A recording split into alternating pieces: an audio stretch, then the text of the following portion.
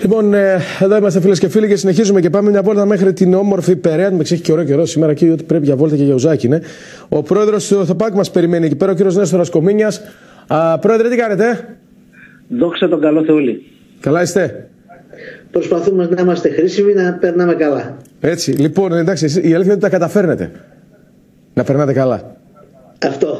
Έτσι, γιατί το να είστε χρήσιμοι το έχετε αποδείξει από την άλλη πλευρά. Με πολλούς τρόπους. Εντάξει. Εμείς περνάμε καλά πάντως. Λοιπόν, και χθες περάσαμε πάρα πολύ ωραία. Και γι' αυτό θα μιλήσουμε. Θα δούμε και εικόνες τώρα, φωτογραφίες από το τι κάνατε χθες από την άσκηση ετοιμότητας. Πείτε μας εσείς το ρεπορτάζ. Χθες υπήρχε ένα κτίριο το οποίο μας το παραχωρήσανε. Έχει γίνει το σενάριο είναι ότι έχει γίνει σεισμός. Έχουν μπει μέσα τα παιδιά. Έχει γίνει έρευνα από το σκύλο, έχει γίνει, εδώ είναι η διάνοιξη που κάνουμε για να μπορέσουμε να μπούμε στο δωμάτιο το πίσω που από την κάμερα είδαμε ότι υπήρχαν μέσα θύματα.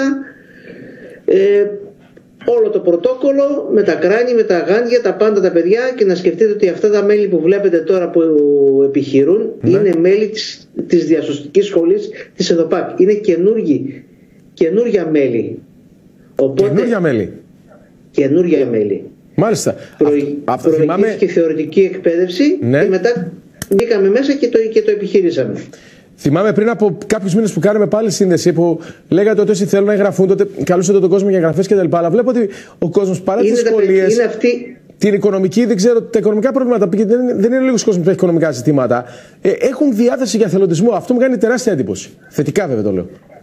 Βέβαια. Εντάξει, έχουμε μάθει η αλληλεγγύη του Έλληνα είναι στις δύσκολες στιγμές έχει φανεί.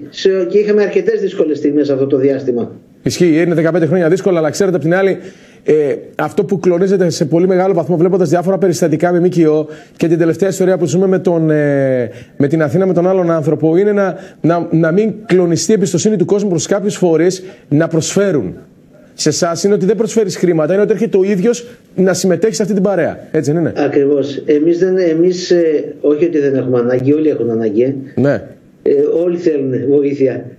Εντάξει, αυτά όλα, ό,τι εργαλείο βλέπετε εδώ είναι όλα από το λιθαράκι της ΕΘΟΠΑΚ, είναι όλα περιουσία της ομάδος.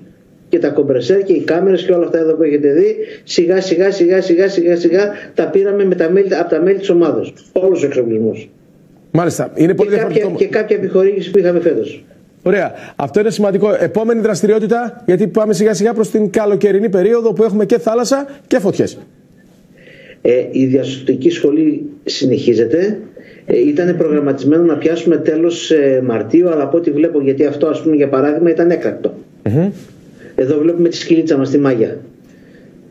Εκπαιδευμένη για να εντοπίσει προφησμένους. Στην έρευνα. Και σιγά σιγά αρχίζουν και τα υπόλοιπα. Πολύ ωραία.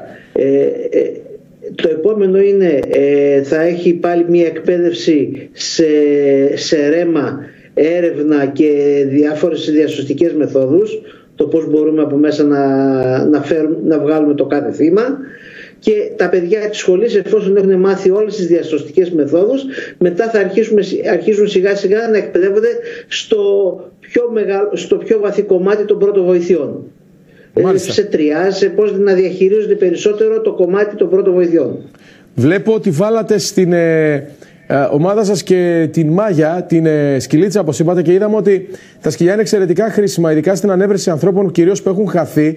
Το είδαμε και στην επιχείρηση στο Μεσολόγγι, όπου από σκύλο βρέθηκε το πτώμα του αγνοούμενου, τέλος πάντων. Δεν μπορείς να καταλάβεις το τι μπορεί να σου δώσει ένα ζώο. Από το...